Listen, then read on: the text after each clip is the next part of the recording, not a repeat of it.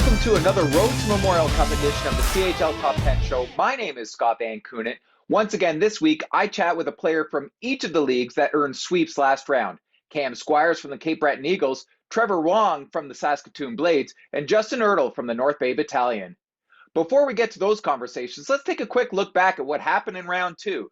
8 teams from the CHL Top 10 rankings have moved on once again, with 5 of those teams earning sweeps. Second-ranked London, fourth-ranked Baie-Comeau, and fifth-ranked Portland have played the minimum through 2 rounds. A pair of third seeds, Victoriaville and Moose Jaw, were the only lower seeds to move on. Memorial Cup host Saginaw has played the most games of the remaining 12 teams at 11. Moose Jaw's Dent Matejchuk leads the way offensively through 2 rounds with 19 points in 9 games. North Bay's Dallin Wakely and Victoriaville's Max Pellerin are tied with 11 goals. In the crease, it's the OHL's goaltender of the year, Oshawa's Jacob Oster, leading all CHL goalies with a 1.91 goals against and .933 save percentage through 10. In the queue, the first-place Drakkar battled their way to the third round with 3 of the 4 games settled by just a goal. They're set to face the Cape Breton Eagles and the red-hot Nicholas Ruccia, who shut the door on Chicoutimi, allowing the Eagles to finish in 4. Drummondville's Ethan Gauthier put up 10 of his Q-leading 18 points against his former club to power them to a series win in 6. Their reward is a well-rested Tigre team that shocked the preseason favorite Huskies in just 5. In the O, the London Knights are headed back to the conference finals after ending Kitchener's season for a second straight year. They face Saginaw, who won against the Sioux in the only series to go the distance in round 2. Oshawa got their revenge after last year's first-round exit against Ottawa, knocking them out in 4. They line up against the North Bay team that beat northern rival Sudbury in 4 without their captain, leading scorer, and number 1 goalie, earning a 3rd consecutive appearance in the conference finals. Out the dub, the Portland Winterhawks remain undefeated after outscoring Everett 23-6. They'll face the team that finished the season as the top-ranked team in the CHL, Prince George. After beating Kelowna in 5, the Cougars have played just a game over the minimum. Meanwhile, Saskatoon's back in the conference final for a second straight year after knocking out Red Deer. The Blades will face provincial rival Moose Jaw. The Warriors allowed 7 in Game 1 against Swift, but limited them to just 9 the rest of the series. Now that you're caught up, let's get to the conversations. Cape Breton's Cam Squires has 4 more points in 3 games already this postseason. He leads the entire CHL playoffs with a plus 18 in 9 games, helping lead the Eagles back to the Q semifinals for the first time since 2007. The New Jersey Devils prospect talks to us about the great fan support in Cape Breton, how the team has rallied around and been inspired by Jacob Newcomb this season, the play of Nicholas Ruccia, and how they will adjust as the road team for the first time as they face the first-place Baie-Comeau Drakkar. Here's Cam Squires. All right, I am pleased to welcome my first guest today. He's second in Q playoff scoring, leading the Eagles with 17 points, 7 goals in 9 games. He's a New Jersey Devils prospect. Is Cam Squires. Cam, how you doing today? Good, how are you? I'm pretty good. Before we get going too far, I want to wish you a happy belated birthday, which was, I believe, April 11th. Yeah, it was. Yeah, last week. Thanks a lot. Yeah, just before the second round started. Other than prepping for the second round series against Chicoutimi, how'd you celebrate? Pretty much just what you said there, just preparation stuff, just hanging out with the boys and stuff, a little birthday lap at practice, but nothing too crazy. We'll, get ready for the second round there, and then, now we are for the third. Yeah, you guys are making quick work of the playoffs right now. 9 games, 1 over the minimum. The Eagles are back in the Q semifinals for the first time since 2007. And to put that in perspective, you were just 2 years old the last time that happened. So by the time this airs, you'll have had a week since you guys knocked out Chicoutimi in 4 games. How does it feel? It feels good. Obviously, rest and recovery is huge in the playoffs. So, like you said, to be able to make quick work of the first 2 rounds was huge for us. Take full advantage of rest and recovery, and get ready and prepare for our next opponent. What are some of those specific things that you can do to rest and recover in these off days to make sure that you're ready for the third round? Yeah, I think it's just about managing, practice time and off days. Just being able to, the travel and whatnot. Obviously, we flew in the second round, which was huge. But for us, driving on the bus in the first round, like we're a team that puts on a lot of miles on the bus throughout the year. So for us, it's nothing new, nothing difficult. We're used to the travel, so just being able to be flexible and make sure that you're dealing with those injuries and whatnot that comes with playoffs. But managing, practice time and making sure you're prepared, but this at the same time fresh. I bet during the season those long bus rides and everything seems a little bit more tedious. But when you come to the playoffs, and like you said, you flew last round, but when you do have to take the bus and it's a long bus trip, how much of an advantage is it for you guys now that you're used to those long trips? Yeah, it's huge. I mean, when you get on the plane, you go and you touch down 2 hours after you hit the airport. It's pretty good. You feel fresh. It doesn't feel like a travel day. You have your whole day that day. So instead of just kind of blocking out a full day for travel, getting meals and stuff, you're able to get a practice in, a good team stretch, and do lots of other stuff too. So it's not really canceling out a day, but either or, we're ready, and just make the most of your situation. Really. Well, the day after you swept, you guys flew back to Sydney. What was it like when you guys stepped off the plane and you saw all those fans at the airport waiting for you guys? It was pretty special. Obviously, there's playoff fever going around in Cape Breton right now, so you can see it. And credit to our organization and the front office staff and everybody who's done their job in bringing hockey that's brought life and excitement back to Cape Breton this year. Everybody's really behind us, and for us as players, it's huge. We feel the excitement, and like you said, there's fans at the airport, which was pretty cool to see. Just getting off the airplane, people cheering and making signs and whatnot is good for the boys, and we're riding the wave, and we're looking to keep things going. What does that do for you guys as a group when, the rink's going to be a sellout, fans are waiting at the airport for you guys? What does that do for you guys when you're out on the ice? It does a lot. It does more than they think. It gives you that extra player on the ice, really, that extra wave of support. And it's easy when you're playing. You don't get as tired when you're feeding off the excitement and the energy. The building erupts when you score a goal. So it's a lot of big components that come into it. And, you really begin to understand the advantage of home ice. And, you learn how to play on the road with these playoff runs and stuff. So it's been great experience for, everybody in our lineup, 16 to 20. Everybody's getting a taste. And, we're doing a good job here of gelling together at the right time.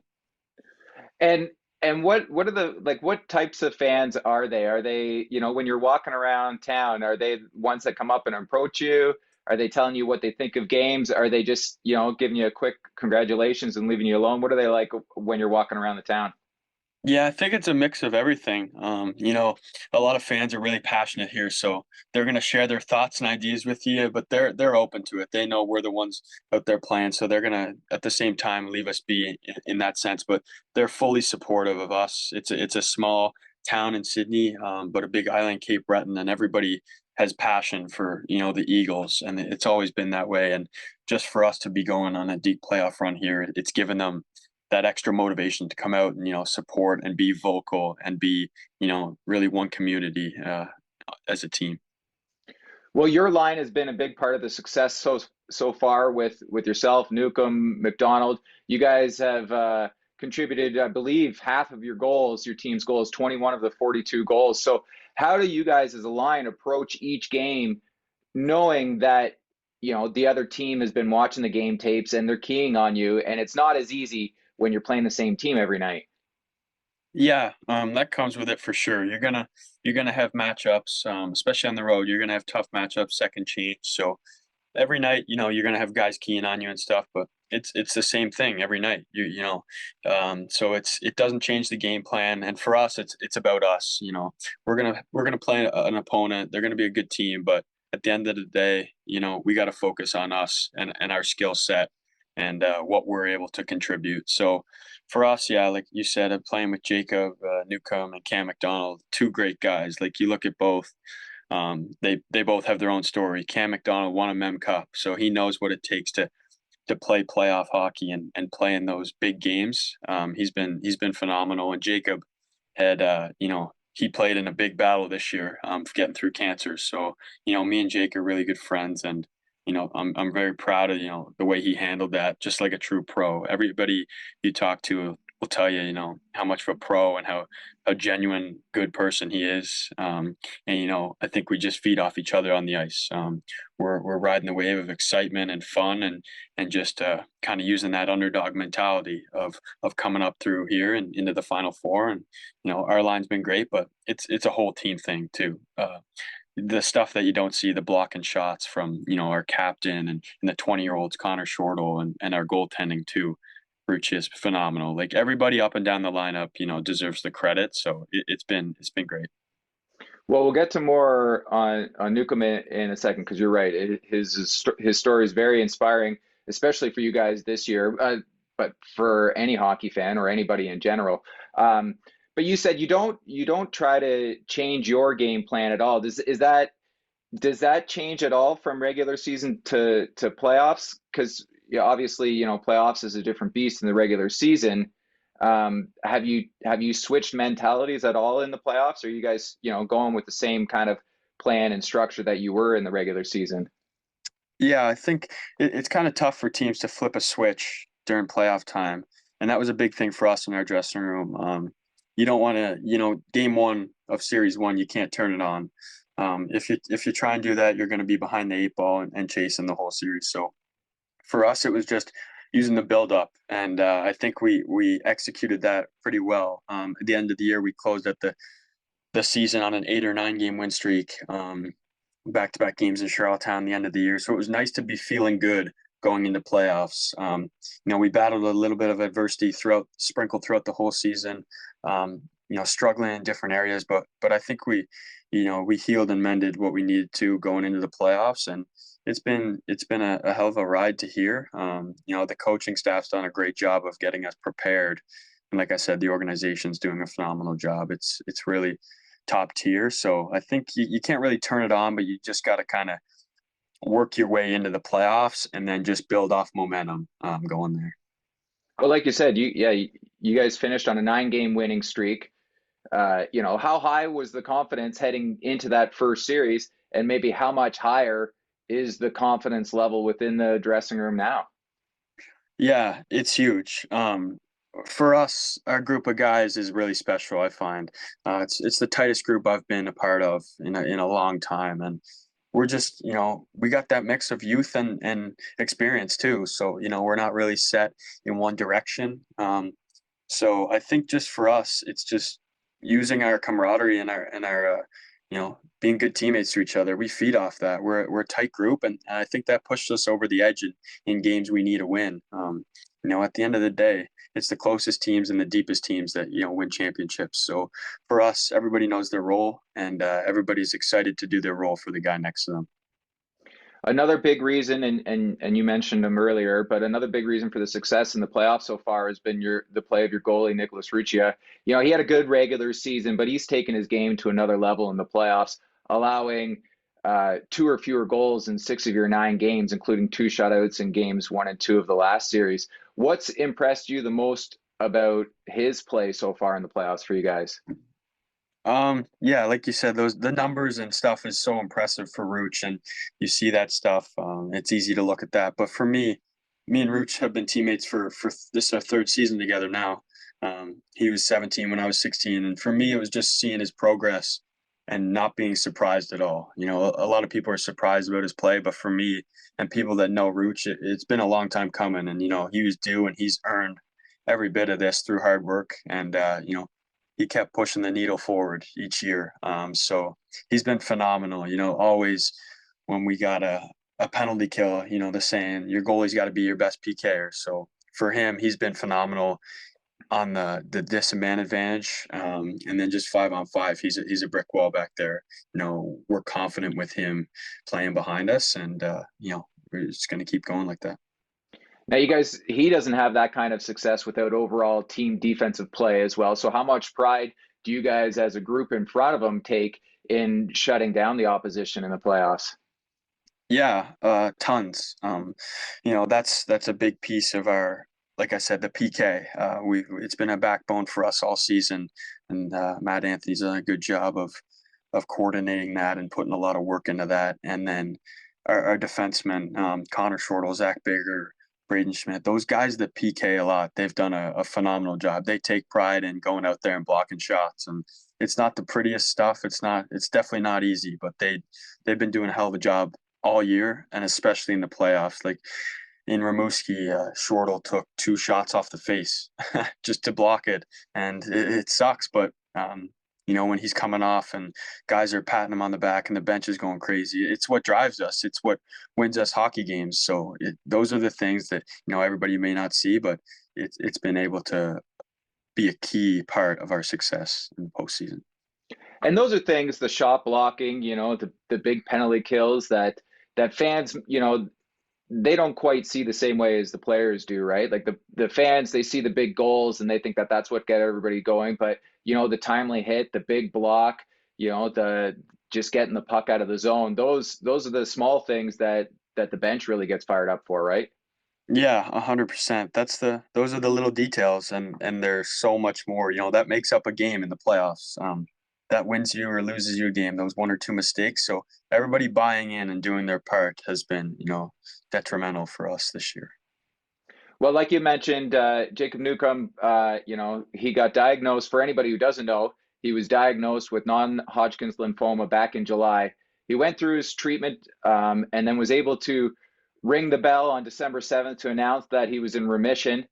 Comes back in mid-January, on which you guys hosted your Hockey Fight Cancer Night, which was awesome, and it happened to be against his former team, Chicoutimi. What was that moment like for you guys when he was able to step out onto the ice and rejoin the team again with you guys? Yeah, I think for Jacob, it was a long battle and a tough one, that he's faced so far. But I think for him, like I touched on it before, he's a pro and he's a fighter. He's a strong guy. So for Jake that news was obviously tough for him and his family. And right off the get go, we wanted to make sure his teammates and friends that he knew we were right behind him. So obviously it was tough throughout the summer for him, but he worked hard. He stayed active. He'd be in the gym. He'd be doing as much as he could without people telling him that he had to take it easy because he was pushing definitely to the limits. So he fought hard and he earned every bit of that cancer night, which I'm sure him and his family will remember for the rest of their lives. It was special. I mean, the video tribute, and it was suiting that he played against his former team that night, and he got a goal the following night. But for us watching that as a friend, there wasn't very many dry eyes there. It was pretty emotional, but also him coming back was leading the charge for our turn in the second half. He was a huge part of it, and guys look up to him. And if he fought that battle and worked hard every day for that, then we're gonna give our effort for a full 60 minutes each night. And he's been an inspiration to us and the coaching staff and the community of Sydney. And he's a big piece of this, and our team's rallying around it, and we're looking forward to getting the job done with him. Yeah, you guys have only lost 9 or 10 games since he returned to the lineup. Big series against his former team. That last series, five goals and 9 points in the final 2 games alone. What has he brought to the lineup on the ice for you guys? Obviously, I'm sure it took him a little while to get his back into game shape and into a rhythm and everything, but it looks like he's firing all cylinders now. What has he brought to the lineup itself? Yeah, he's good. He's a power forward and he's got a lot of skill. He can finish plays and he can create plays. He's got good vision and he's a big, strong guy who can drive the net with a good shot. He brings a lot of offensive ability, but a solid 200-foot game. He blocks shots and he's a physical player. So he's very well rounded, but his offensive ability is really shining right now. And just like a lot of people know him, that he's able and capable to do that. So yeah, he's a very well-rounded player and can finish around the net. And you mentioned how close the group is. How much did going through all of this with Jacob help bring you guys to where you are now as a super tight-knit group? Yeah, it's huge. It's an easy thing to grip onto and buy into for us, and to rally around and to show him as a team that we supported him all through that, and we're happy as ever to have him, each night battling beside us. Now he's a huge part. He's a leader in the locker room. He's a guy who's played in the league for 3 or 4 years now, and he's approaching his 20-year-old season, and he's going to be one of the top players in the league, and I'm very, confident that he's going to do good stuff. But for us, it was easy to grab onto that and use that as motivation to push through not only the second half, but now, still reminding each other and still looking forward to that. Uh, One of the other additions that you guys had in January was defenseman Thomas Sabolka, who I think was, a bit of an under the radar kind of acquisition for you guys. But that trade's really paying off now with a goal and 10 points in his 9 games. What what does he bring to the blue line for you guys? Obviously he's got the offensive side to him, but how much is he helping on the back end for you guys?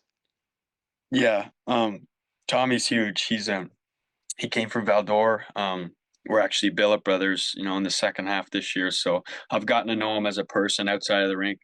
He's very hardworking. He's a hockey player through and through.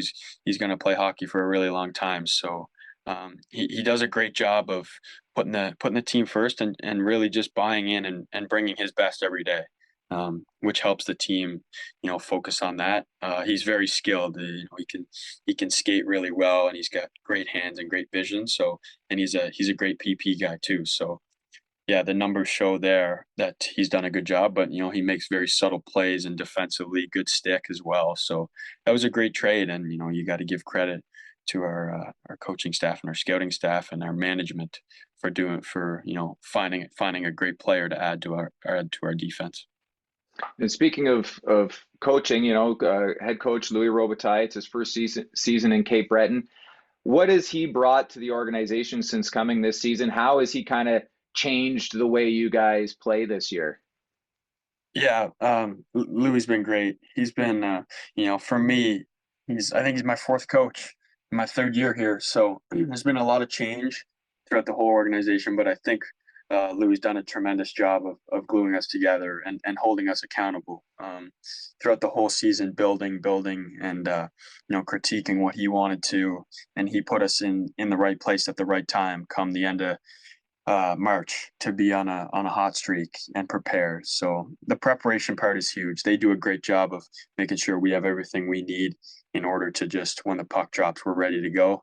And he's a great coach too. He holds his players accountable. He was a player, so he knows what it's like for us in our daily lives. And he's a genuine person too. He's approachable, and he can have those good conversations. So for a coach to be that flexible and have both sides and then know the game and have the experience he does, it goes a long way. So he's been, he's running it, and he's been a huge part of why we're at where we're at.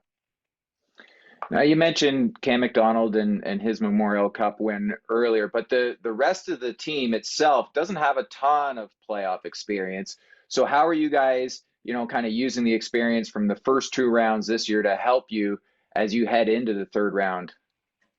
Yeah, obviously you take what you can get.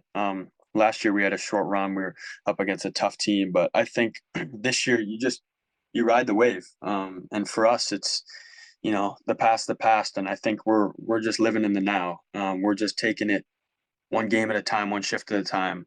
So for us players, using that excitement and that youth, we're also aware that the older guys and the younger guys too.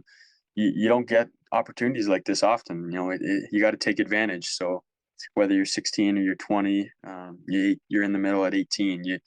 It could be your only shot to come this far. You never know the way junior hockey goes, and the gap's so short. So just kind of ride the wave and continue to play as a team and use the excitement to push us as far as we're going to go. And as far as Cam goes, how much, does he say stuff in the room? I know he didn't have the longest of playoff runs when he won, but he's got the Memorial Cup experience, that short tournament experience. So how valuable is that for you guys? How much are you guys able to lean on him for, just a little bit of ins and outs of what to expect. Yeah, just Cam's huge for advice and stuff like that. Like he's an approachable guy. Guys can go up to talk to him about that stuff. So he knows what it was in that tournament. It's short, it's quick. And yeah, it's just on game day you got to be ready to go. Any given night it could be your night. And for his team, those were their nights come Memorial Cup time. So you just got to be ready to go, and it's your season could end in the blink of an eye, or it can keep going. It's just if you're ready for puck drop or not. And I think for us, it's been just continuing to be ready and consistent throughout the first two rounds, and come the third round and the fourth round, it's going to be managing ourselves and being consistent in our actions. Well, in the next round, you guys are playing, first place Baie-Comeau. Met them twice in the regular season, lost to them in November, lost to them again in February. What do you think is going to be the biggest challenge for you guys facing a deep team like Baie-Comeau? Yeah, they're a good team. They were top of the league all year, top of Canada, really. So they're a good team. They're skilled. They're fast. It's gonna be a good series. They have their strengths, they have their weaknesses, and so do we. So it's gonna be a good battle head to head. We're just gonna have to take advantage of our opportunities and play tight as a group, and it'll be a good series. What areas of your game, of the team's game, are you guys hoping to, tighten up a little bit more before the series gets underway on Thursday? Yeah, just continue to do a lot of things that we've been doing well. Just keep pushing the needle forward. Stay disciplined. That's huge in the playoffs. You can't win games in the box a lot. So for us, just continue to stay out of the box, stick to our game plan, and we're confident that we're going to be good and take care of business. And you guys are going to be the road team for the first time in the playoffs. Does that change the game plan at all, knowing that you obviously it hasn't really mattered so far, but presumably a deeper series against the Drakkar, does it change the way you guys game plan at all with being the road team this time? Not too much, obviously. Um, to get ahead 2-0 in the previous two series was huge, but for us, it's a long series. The other ones were short, so it's going to be just one game at a time. We're not really mapping out this, that, get to home ice. You just play the games. They're not over till you play them. So for us, just continue to do our thing, game plans, no matter what rink we're in. The arena, the setting, it makes a difference in playoffs. It's tough, but for us, just kind of stay the course and stick inside the game plan, and it'll be a fun start on the road. Without giving up too many team secrets, what do you guys have to do against Baie-Comeau to shut down, their big guns and Gill and Poirier, Molofsky, the list goes on and on. Yeah, they're good players. They have a lot of skill. They can score, and they've shown that all year. All those guys put the puck in the net. So for us, it's just being able to stay tight. And like I said, we can't take penalties against those guys. Good teams are going to make you pay. So just being able to stick tight with them and capitalize when we get our chances, and it should sort itself out. Just a few more quick ones for me, Cam. Favorite part of playoff hockey? Favorite part, I'd say this year, the crowd, the noise at Center 200 has been unreal. You're getting close to the third round, so guys have been growing facial hair for a while now. Who's got the best beard on the team, and who's still struggling? The best one, a lot of the boys do. Probably Angelo Fullerton. He's got the greasy one. And worst? Oh, probably myself or Emil Ricard. I want you to pick a sleeper pick from your team that's going to have a big series for you guys against Baie-Comeau. Not one of the big names. Okay. I say Luke Patterson's going to have a great series. And what makes you think that? He's been doing a lot of the details right. His time's coming. He's a big game player. I got a feeling he's going to get a big goal. There's always those heroes that come up in the late series. And how much or how little do you pay attention to the other leagues and the other series that are going on, and just kind of keeping tabs on the other teams? Yeah, you see it in social media now. Everything's out there. It's hard to miss it, but obviously just kind of not as much as the Q for sure. But kind of see some of the series in the O and some of those bigger teams in the dub too. So a little bit, but not as much as the Q for sure. And I'd be remiss if I didn't ask you about the draft. What was it like when it's been almost a year now, but when you heard your name called by the New Jersey Devils? Yeah, it was crazy. I remember it, but I don't at the same time. It was a pretty surreal moment, but being in Nashville with my family was so fitting. We grew up on country music and we loved it. So they loved being in Nashville. It was great. I don't know who had more fun, them or me, but it was a great trip for us, and the draft was unbelievable. And grateful to have my name called and get my foot in the door there in the NHL, and it was special. So just using the camps and everything to learn and continue to move along this journey. How exciting is it to join I know we're Eagles right now, but how exciting is it to join an organization like New Jersey who has so much young, really good talent on that team coming up? Yeah, it's special. Just kind of getting a taste of it at camp this past summer and fall. It was extremely cool for me to see the way that their organization's trending and growing. They have so much skill and, like you said, young talent. They're a young core, and they're going to do a lot of damage to the league in the future. And they're going to be a lot to handle. So just being able to kind of use that and see what they're taking with their team, use it to implement it into my game, and then hopefully join up and combine here in the next few years. All right, finish this for me. For the Eagles to become the first Eagles team to advance to the Q final since the team was in Granby, sorry, in 1996, the team will have to. It'll have to just feed off of the excitement and energy of the city, and ride we're going up against a strong team, a team that's been the best in Canada all year. We're going to have to embrace the underdog mentality, embrace it. And, good moments are really just made out of storylines like this. Had a lot of, unique experiences this year within the team. And I think, pretty much it's just, why not us? Why can't we, be the ones to go to the finals and take it all home? Awesome, Cam. Thank you very much for joining me today. That was great. Good luck in the series against Baie-Comeau. Yeah, thanks a lot. Trevor Wong and the Saskatoon Blades are back in the WHL's conference final for a second straight season. Last year, the Blades needed 14 games to make it to the third round, eventually running out of gas against Winnipeg. This year, they make it there in just 9 games. Wong talks to us about his confidence in big moments, how last year's experience is helping this time around, what we can expect against provincial rival Moose Jaw, the evolution of Igor Sidorov, and rookie Evan Gardner. Here's Trevor Wong. My next guest today is captain of the WHL regular season champion Saskatoon Blades. He's second on his team with 13 points, 3 goals in 9 games. It's Trevor Wong. Trevor, how you doing today? Good. Thanks for having me. Glad you could make the time to join me today. You guys have been off since the 17th last week after sweeping Red Deer. You've won 8 straight after losing the playoff opener. How are things feeling in Saskatoon right now?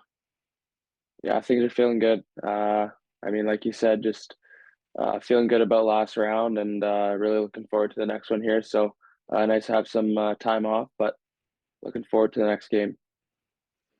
Well, I want to go back to the last series and game 2 specifically against Red Deer.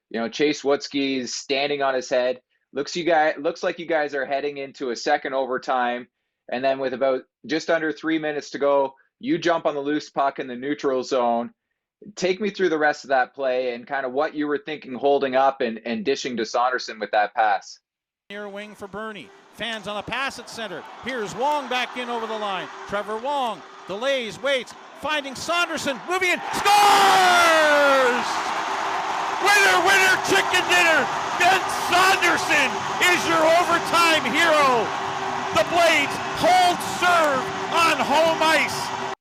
Yeah, I just kind of saw a loose puck there and jumped on it, and they had some good back pressure. So I kind of stopped up and delayed, and luckily Sandy kind of beat their last forward coming up the ice, and I thought I'd put an area for him to have a good chance to score, and luckily he did. So pretty cool goal for us, and huge momentum going to the next game.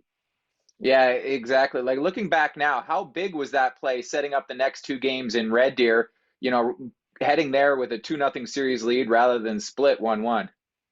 Yeah, it's obviously huge. I mean, knowing that you're up two, and if you could steal game three, you're in a real good spot. So they're a real good team. They gave us everything they had, and I think if we went into Red Deer going 1-1, we still could be playing. So it's good to get that one.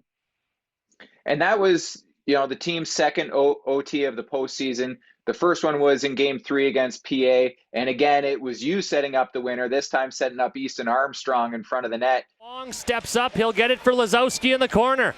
Lazowski back. Trevor Wong walks in. Wong, backdoor play, and they score. Easton Armstrong, the hat trick, and the overtime winner on the power play. Just 23 seconds in. It's over early. A couple hats come onto the ice. How much confidence do you have in yourself to come up clutch in those big moments for the team? Yeah, I mean, I think you just kind of fully rely on your systems and sink into what you know. And luckily the one in PA, we are on a power play, and we were kind of talked about it in the intermission. So, luckily the play worked, but you just feel good about yourself going to those high pressure situations. And like I said, just luckily things fell into place and the goal went in. Well, so far you guys you've had over 8,000 fans in 4 of your 5 home games, with just the first one not being over that. I expect we'll see even bigger numbers in the next round this weekend. What kind of lift does that give you guys having, starting to fill up that barn in Saskatoon, because it's a big building?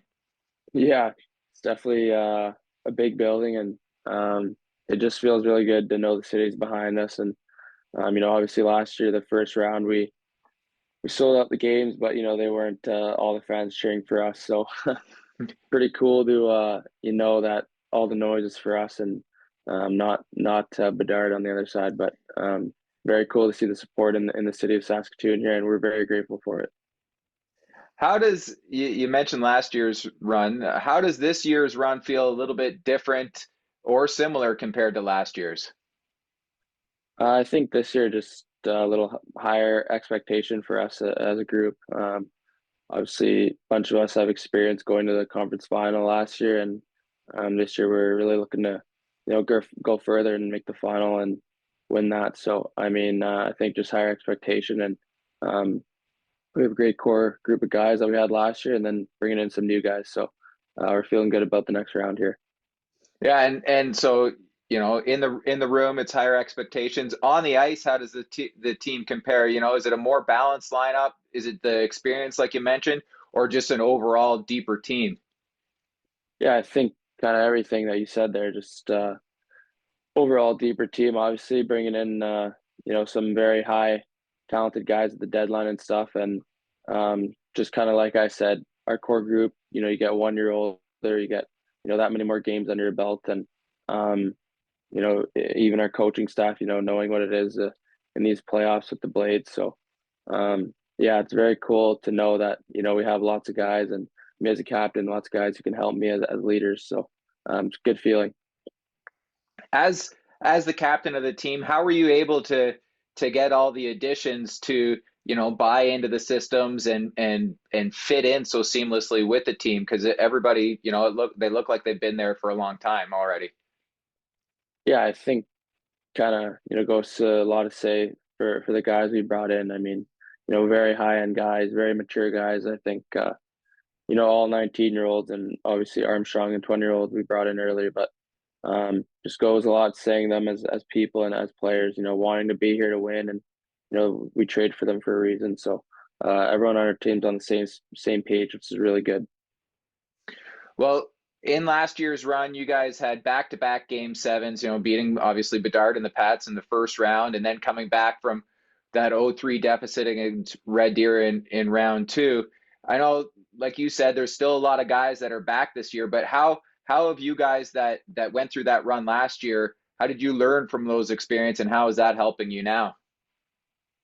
Yeah, I think obviously, we knew this year we didn't want to play in 2 game 7s. It's it wears you out pretty quick, and kind of what got to us in round 3. But um, I think just playing in those high pressure situations, we played in lots of overtime games, lots of big crowds, and now that our guys can, know that feeling and can handle that pressure kind of thing, it really helps our team this year. And how big is that rest difference, going from a day or two last year to a week this round, just under a week last time? How beneficial is all that rest for you guys? Yeah, I would say it's very beneficial. I mean, like you said, last year I think we only had 1 or 2 days rest at a time. So um, knowing we got a week at a time this year really helps. And and obviously you guys are rolling right now. How do you keep that momentum with all of these days off, so you don't get that rest rust kind of combination there? Yeah, I think just going harder in practice every day, and playing up that game tempo in practice, and working out extra hard, just keeping you in shape and keeping you in that mindset of it's playoffs still, and you got a lot of days off, but you can't get your mind off track. So just making sure you're staying dialed in the gym, staying going harder on the ice in practice. Do you, as a veteran guy on the team, there's a lot of vets on your team, but do you guys say anything to the younger guys about how to maximize those off days and not waste them? Yeah, I think just keeping them on track. I mean, we don't have too many young guys, but the ones that are in our lineup are very mature, and they know what we're here for, and we don't got to tell them too much. So we're very fortunate as older guys. Well, coming up is another provincial rival in Moose Jaw. Obviously, on paper, you guys are pretty evenly matched. You've both played one game over the minimum through 2 rounds, so we know you're both well rested. You split the season series with 3 games apiece, and the last time you guys met was a home and home on March 15th and 16th, and you both won at home 6-3. So real even across the board. They've scored 47 goals in the playoffs so far. You guys have 42. What can we expect out of you two guys, you two clubs in the next round? Yeah, I think it's gonna be a really exciting series. I mean, they got lots of firepower over there. They got very high end players, and we respect their team a lot. But I think it's going to be a very exciting series, and I think it's going to come down a lot to who's going to let in least goals. So we'll see what happens, but we're very excited for the challenge. Oh yeah, you got Furcus, Yager, Savoy, the playoff leading scorer with 19 points, and Denton Matejchuk from the blue line. Savoy's had a point in every game he's played. Furcus and Matejchuk have only been held pointless in 1 game so far. So you're not going to be able to shut down everyone, but maybe how do you guys approach limiting the damage that those big guns create? Yeah, exactly. I mean, you're not going to completely keep them off the score sheet. That's just the bottom line. But like you said, just limiting those high end chances, breakaways, 2-on-1, stuff like that. Staying out of the box because they've got a very, very good power play. So just trying to limit as much as that as we can.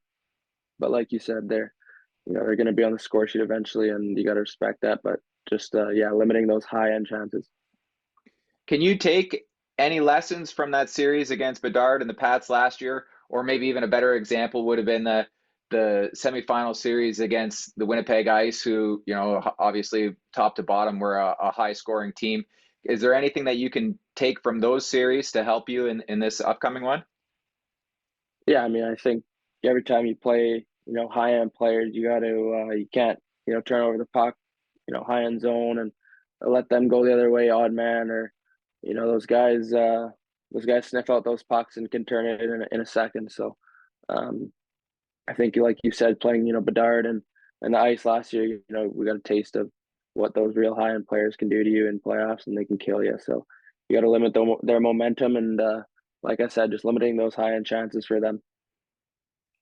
And then for you guys, like, how important is it when you're playing a high offense team like this to have the ability to counterpunch their attack? like you said, it's going to be the team that allows fewer goals that goes on.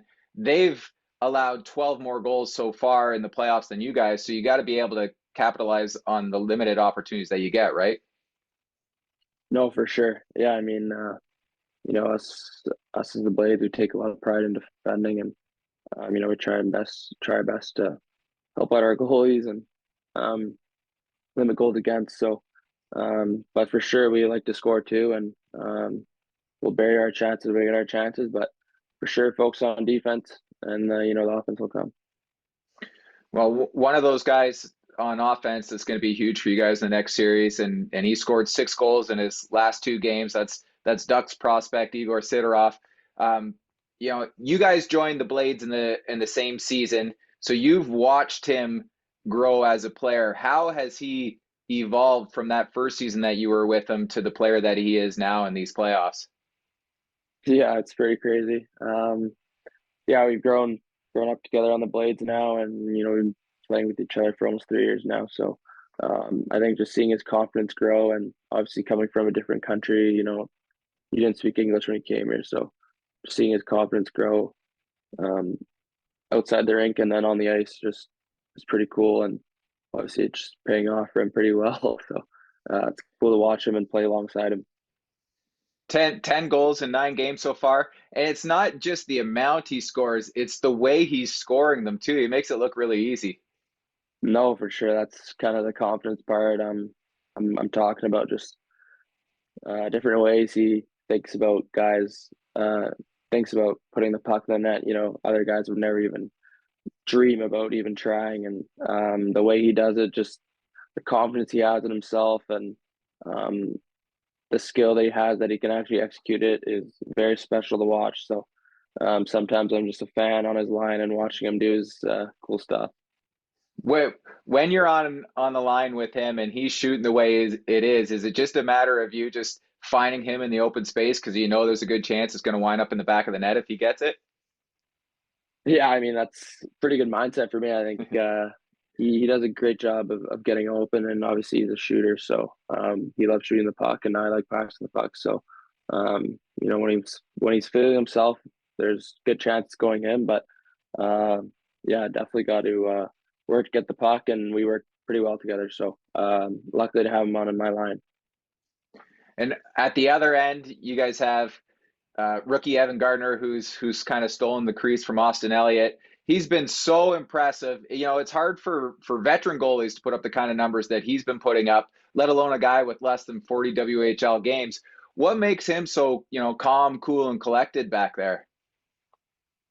Yeah, I think you kind of said it there, just his calmness, and he's so poised in the net and doesn't get too high, doesn't get too low during the games, and he's such an unbelievable guy. So humble and down to earth. So just to see him evolve too through this league, and like you said, being a rookie and getting all the accolades he's gotten so far, he deserves it all. And yeah, just a great rock for us back there. And then, obviously Austin Elliott had a great year as well. So how much confidence do you have in both of those guys? Like Elliott's ability to jump in if Gardner needs a breather like he did in game 3, just to, you guys are confident with both guys? No, yeah, for sure. I mean, Oz is a veteran now, and 19-year-old guy who's been unbelievable for us ever since he's been with the Blades. And like you said, and guards need to break. Oz can go in there, and we have full confidence in him too. And he went in there in game 5, I think, against PA, and was it game 5? Yeah, I think game 5 when he closed it out for us. So yeah, it's a very fortunate thing for us as a team to have 2 goalies like that we can just fully trust and feel so confident in. And then head coach Brandon Sonny, what was his message to you guys after last week's win? Has his message changed from the start of the playoffs, or is he, status quo? No, his message hasn't changed. He's been an unbelievable coach for us, and us as players love him and respect him so much. And but his message hasn't changed. We're still on the same path of greatness that we're looking for since since camp started. So we have full trust in him to do whatever he does, and we're looking forward to it. Seems like the guys really like playing for him? What is it about him that makes it easy to get up for? Yeah, I mean, I think he's just such a personable guy. You can, go to him anytime you need and just talk shop with him and, about life or about your outside life away from the rink. But also then when it comes to hockey, he's such a student of the game. He knows so much. His systematics are off the charts, and that's a good balance to have with a coach. You can go to him for anything, but then when it comes to hockey, he's a real good coach. So we're lucky to have him. And like I said, we just, as players, love him and respect him so much, and we love playing for him.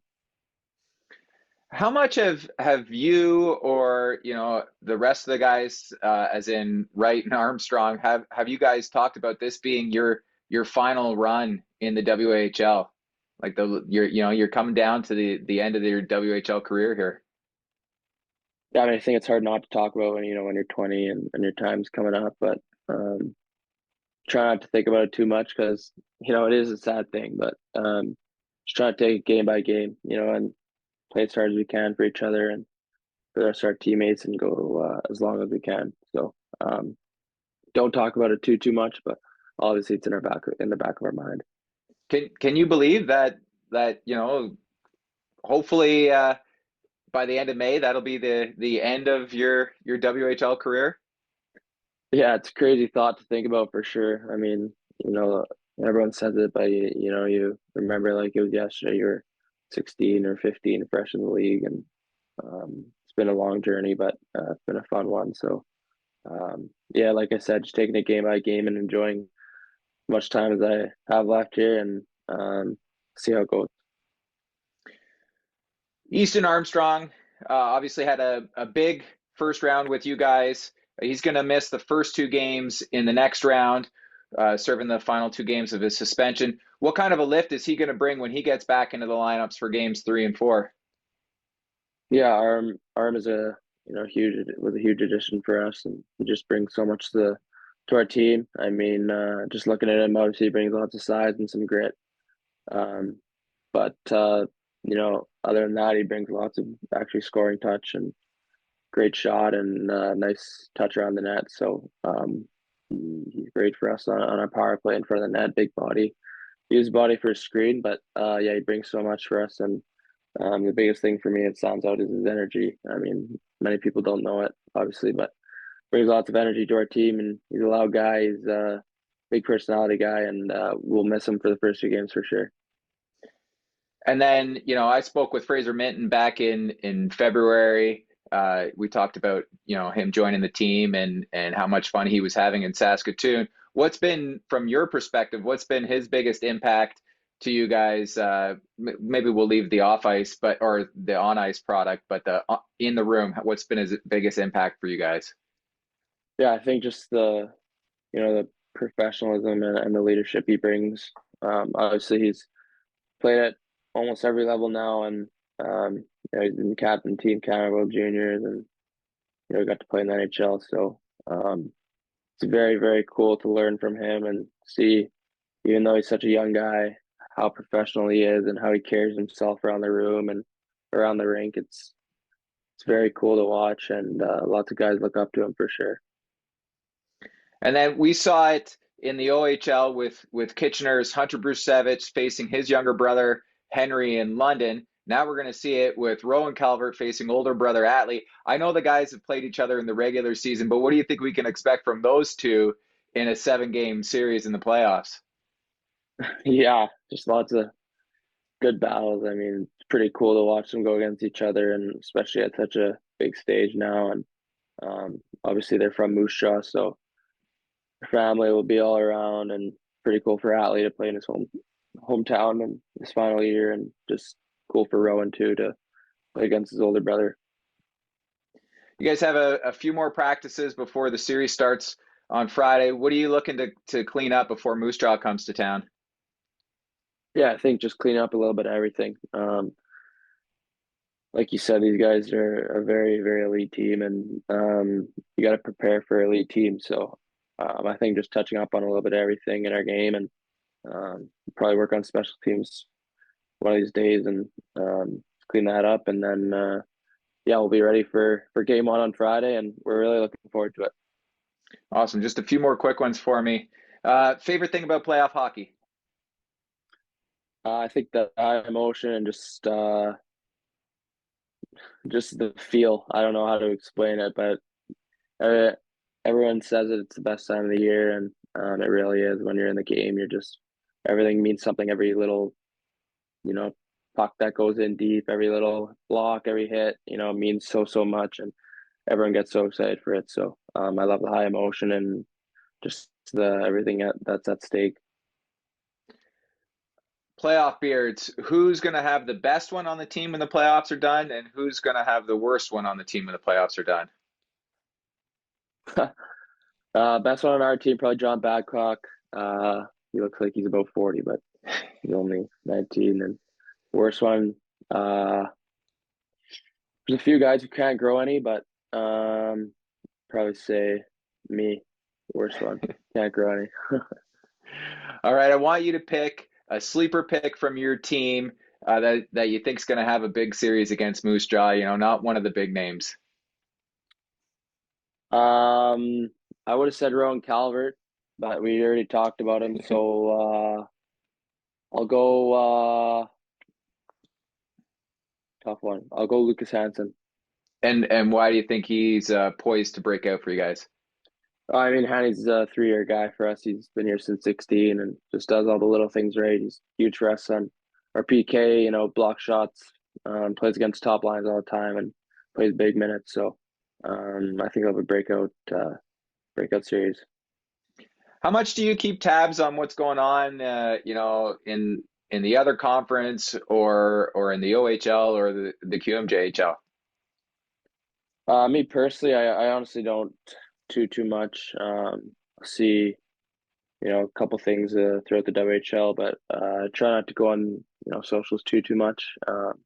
Obviously, it's hard not to see what's going on in the WHL, but I don't go out of my way and see what's going on in the O and the Q. But lots of guys on my team do, so I hear from them, and that's cool. So that's how I kind of keep up with it, just through my teammates. All right, last one. Finish this for me. For the Blades to make it back to the WHL final for the first time since 1994, we'll have to.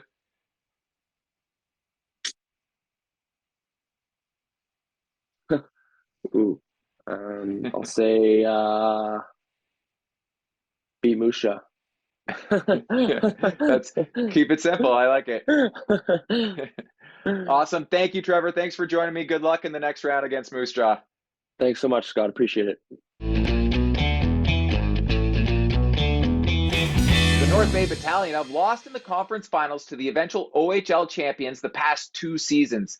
The last time they faced Oshawa in the conference final was in 2015 when the Gens went on to win the Memorial Cup. Dallas Stars prospect Justin Ertel tells us how they've been able to have success playing without their captain, #1 goalie and leading scorer, limiting the OHL's highest scoring team to just 8 goals, what's impressed him the most about goalie Mike McIver, and what we can expect against the Oshawa Generals. Here's Justin Ertel. My final guest today is riding a 5-game point streak with 5 goals and 11 points over that stretch. He's a Dallas Stars prospect from the North Bay Battalion. It's Justin Ertel. Justin, how you doing today? I'm good, thank you. How are you? I'm pretty good. The Battalion are back in the conference final for a 3rd consecutive year. Congratulations. Thank you. It must feel good, especially to beating Sudbury in 4 games and then having pretty much a full week off. What have you guys been up to over that time? Yeah, it's definitely been really nice, but I think our coaching staff has done a really good job at keeping our legs going and having practices with purpose. So I think just getting our legs going and taking this time to rest up as well is really important. What kinds of things can you do to make sure that you're staying rested, but away from the rink, but still saying you're not going to get rusty? I think just controlling the controllables. That was one of our main things. Was sacrifice is a big thing, and I think what you can do outside of the rink to better yourself can really benefit yourself and the team. So that was one thing that we harped on, and I think we've been doing a pretty good job at that. got a pretty passionate fan base up there in North Bay. What are the fans saying to you guys right now? What's the mood like around the town? Yeah, there's definitely a lot of buzz.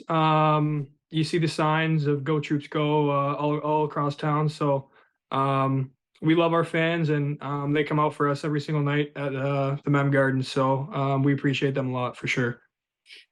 What does it do for you guys as a group? You know, obviously on the ice when you guys are out there and they're making all kinds of noise, it's great. But what does it do for you guys, you know, morale wise, when you're going around the city and you see signs and flags and everything all around the city?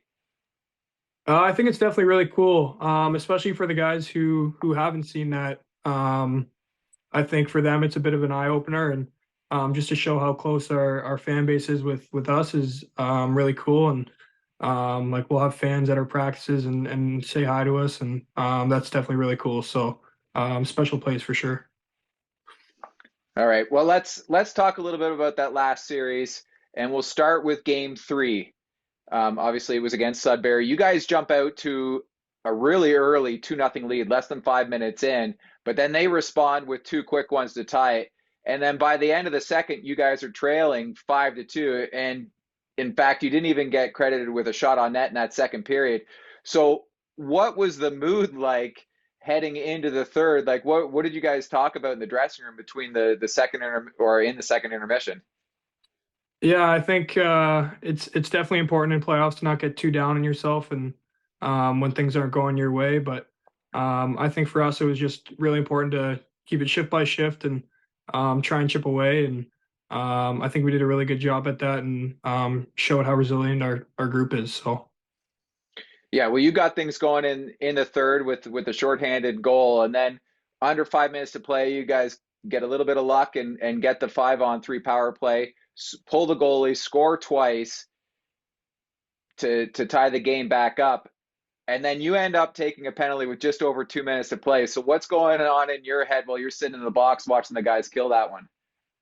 Yeah, it definitely wasn't the best feeling, but I trust in our guys, and they came over and gave us a little tap, or gave me a little tap in the box and say we got you. So I think that just shows the character of our group, and that if guys are hurt or if things aren't going our way, that they're there to back us up. So obviously the mood would have been a little bit higher heading into overtime. What was the difference, you know, in the conversations in the room heading into overtime versus heading into the third period? Or was it still similar, just shift at a time like you were saying? Yeah, I think definitely the energy was a little bit different. You could tell that going into overtime, we had a little bit more urgency, and I think everyone kind of collectively noticed that we needed to just come out and play hard and just try and finish it as early as we can. So yeah, we were lucky that we could get a nice little overtime win there and finish the series. So. Yeah, and so in game 4, you know, once again, you guys jumped out to the early lead. You held on to it that time. You got Mike McIver, his first playoff shutout. And for people who don't know, you know, Mike McIver came in halfway through the first period in game 2 in the first round against Kingston, replacing the injured Dom DiVincentis. He's now 7-1 in the playoffs with a .924 save percentage. What's impressed you the most with him so far? I think just his demeanor and how calm he's been in the net. I think there's a lot of guys who wouldn't be able to do what he's been doing. And he's been a rock for us back in the net. So I think it was just about time for him. Obviously, being behind Dom is a little tough, but he came to work every day and wanted to get better every single day. And I think it's been showing in these playoffs. So. Is it even more impressive when you see that he's only had the 20 regular season games ahead of this? Yeah, I don't think many people understand that he didn't have a crazy amount of games in the regular season, which can definitely hurt someone's confidence. But he stayed positive and stuck with it, and you can tell that he's been putting in the work and he was ready for his time. So, what does it say about the depth of your team when you look at it and you guys keep winning, but you're without, you know, Dom in net, you're without the OHL leading goal scorer in Anthony Romani since game 1 in round 1, and without your captain in Liam Arnsby since game 4 in round 1. Yeah, I think for a lot of teams it would implode within their team, but I think everyone had just, like I said, gave us we knew that everything had to be with a purpose, and we want to still play for those guys and get those guys back playing. So I think for us, like I said, we just took it a game at a time and tried not to look too far forward and just be present. So I think we did a good job of that so far, and hopefully we can keep doing it here. Well, you'll get a little bit of help in the next round because Arnsby will be back in game 2 after serving the final game of his suspension. DiVincentis and Romani are still week to week, I believe, so still waiting on those. But how does this adversity, you touched on it a little bit, but how does this adversity, help you guys, bring you guys a little bit closer together as you head into the conference finals here and then hopefully into the OHL final after that? Yeah, I think experience is really good for us. I think that's been one of the bigger parts of the older guys helping out the younger guys, just understanding how important each team or each game is. Sorry. So just been taking a game at a time and shift by shift. So I think that's just been the biggest thing that we've been harping on within our group. Well, last year you guys jumped out to in the conference final. You had the lead against Peterborough, ended up losing game 6 and game 7. The year before, also in the conference final. Now I know you weren't with the team then, but dropped in 4 straight to the Bulldogs. Both teams that you lost to, or the battalion lost to, ended up going on to the Memorial Cup. But what is the guys that have been around? What do you learn from those experiences? And how is this team, different than those previous 2 years teams? Yeah, I think obviously the past 2 years we had some really good players and some really strong groups. So we know how hard it is to get to this point, and we know it's even harder to get through to the finals. So I think, like I said, just been taking it one game at a time, and I think everyone on our team has the urgency and the will to do whatever it takes to try and grind out a win within this series. So I think it'll be a crazy series, and hoping to get through. Anthony Romani, Dallin Wakely, they both popped off this year, finishing 2nd and 3rd in OHL scoring respectively. What changed in their games that they've been able to take it to another level? Is it just the maturity? Is it, more opportunity? What has seen them grow so much this year? I think for sure, obviously, opportunity helps, but those guys are always working on little things, whether it's before or after practice. Their love for the game is really unmatched. So I think just their work ethic and how much they care about themselves and the game as well is one of the big things of why they had such a great year. And that line also had fantastic chemistry, as you could tell. But yeah, so those guys are really close, and I think it was just about time. So, and at the deadline, Denny goes out and he brings in Sandis Vilmanis. Excuse me, the LeBlanc twins. Vilmanis is now, leading the team in scoring with 16 points. I know it's just a point more than you, but he's got to be the most impactful addition to the team so far. How big was that deal in getting him and the LeBlanc twins from Sarnia? What's been their, other than what we see on the stat sheets, what's been the biggest improvement that they brought to the club? Yeah, I think obviously at the trade deadline there were a lot of questions whether or not we were gonna go for it or sell the team. So when we made that trade, I think it just reassured everyone and kind of just showed that we were looking to bring in guys who would work hard and put the team first. So I think Sandy's been doing a great job at that, and obviously the LeBlancs have been doing really well as well. So yeah, that was a big trade for us, and luckily it's been working out so far. What would you say is the strength of this year's battalion team? I would just say, obviously, I feel like every team knows that we're going to be coming to work every game, but it's a lot harder when you can put pucks in the net and in any throughout the lineup. Sorry, I would say obviously from our first to our third and fourth line, I think they've been really good at keeping it simple and doing their jobs really well to help this team's success. So little things add up, and I think those have been the biggest things.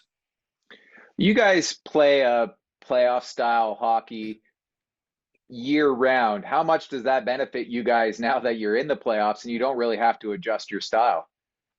Yeah, I think that definitely really helps. Uli and Razor and Billy, I think, do a really good job at preparing us for that. So obviously during the year, sometimes you might not think it's the best thing to be doing during that time, but I think the trust is there with us and our coaches. So luckily it's been paying off. So Well, in the next round, you guys have the Oshawa Generals.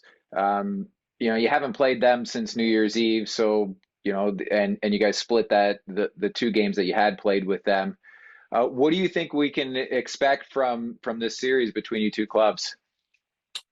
I think it's going to be a very hard-fought, long series. They're obviously a really good team, and they made some big trades at the trade deadline, and those acquisitions have really benefited them. So we haven't seen that team yet, so we're just really excited to get this thing started and get down to Oshawa. So Their goalie, Jacob Oster, was recently named OHL Goalie of the Year.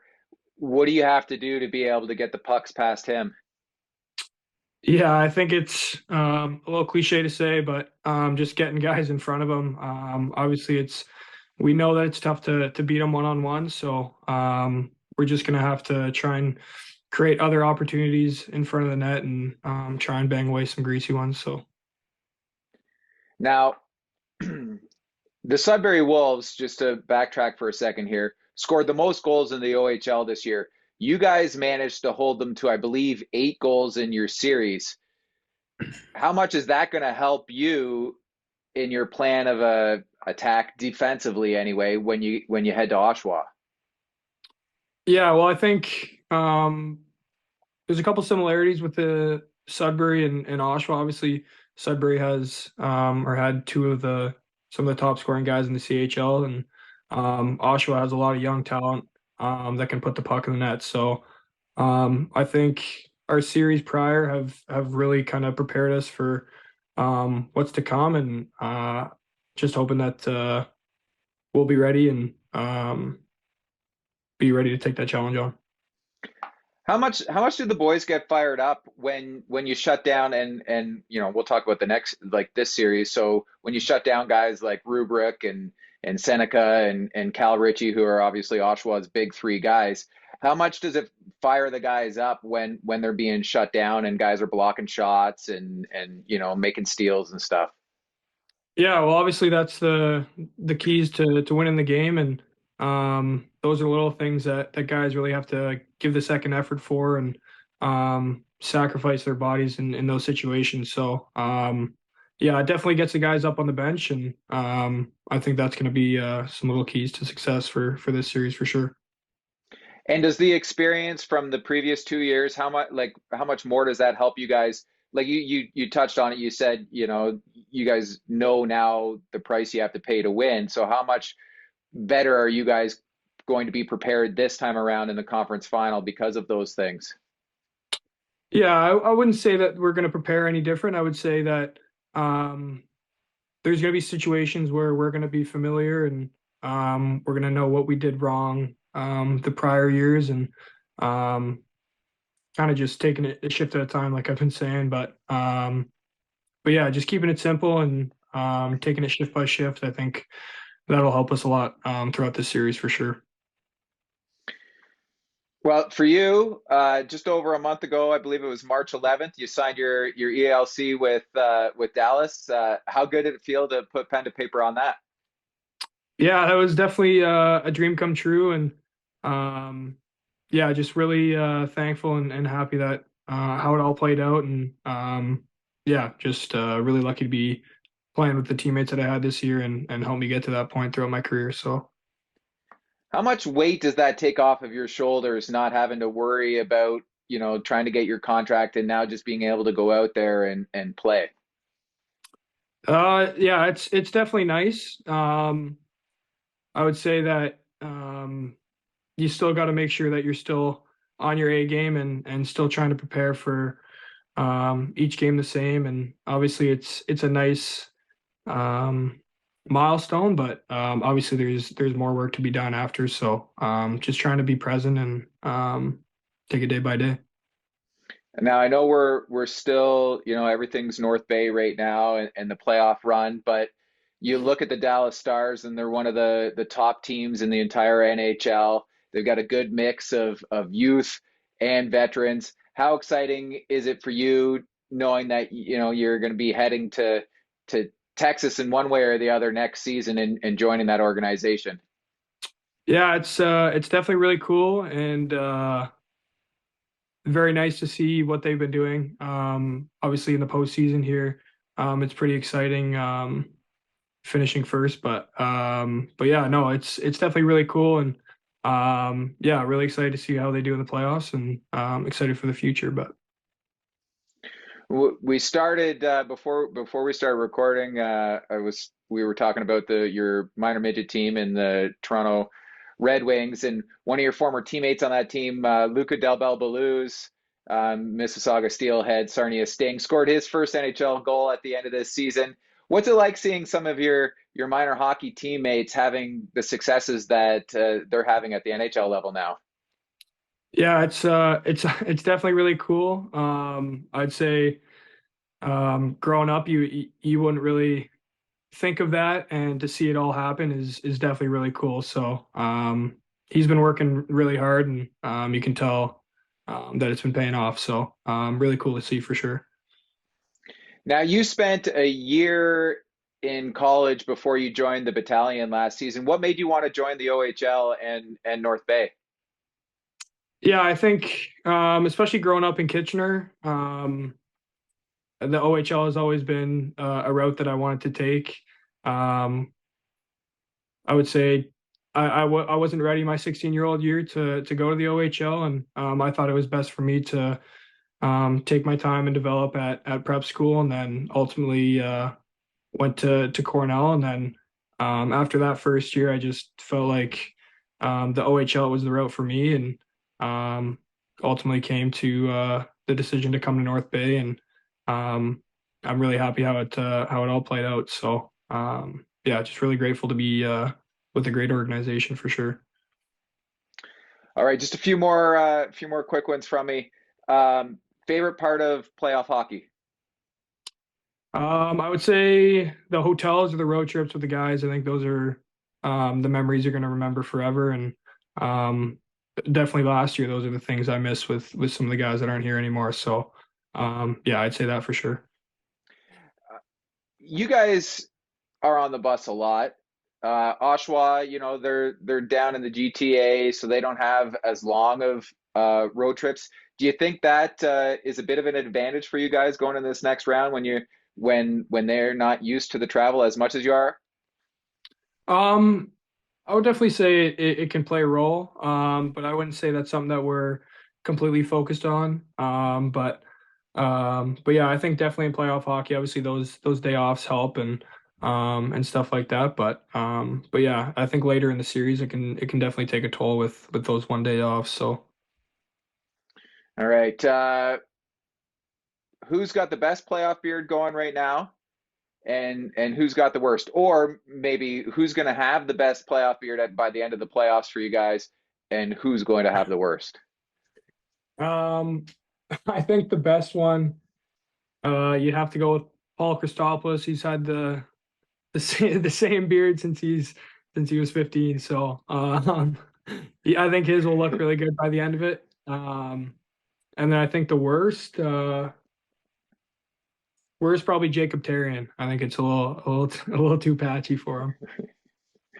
All right, pick one sleeper pick from your team, not one of the big guys that you think will break out in the next round against Oshawa.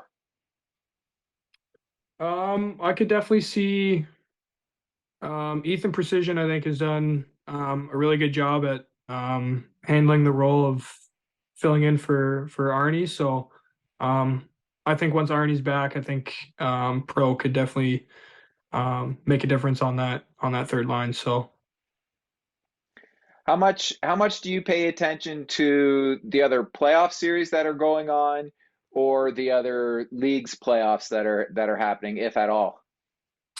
well, yeah, definitely, especially if you get to this point, NHL playoffs will be starting. So the guys are coming around and watching that together. And then obviously my dad was in the playoffs, so I was watching them and their series a little bit. Unfortunately, Sag beat them. So but yeah, no, I'd say you pay attention for sure and kind of watch either what guys are doing or just obviously just seeing how that other side is going. So definitely in the off time you're watching hockey for sure.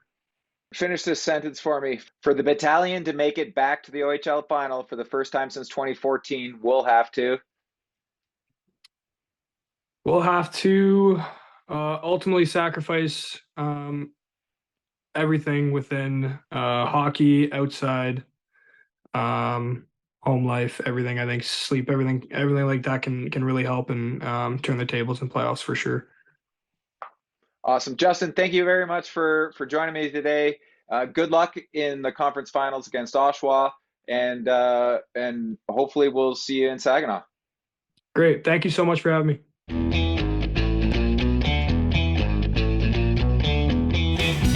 That's it. That's all for today. Thanks for tuning in to another Road to Memorial Cup episode of the CHL Top 10 Show. Make sure you like and subscribe as we continue to chat with some of the biggest and brightest names across the Canadian Hockey League playoffs.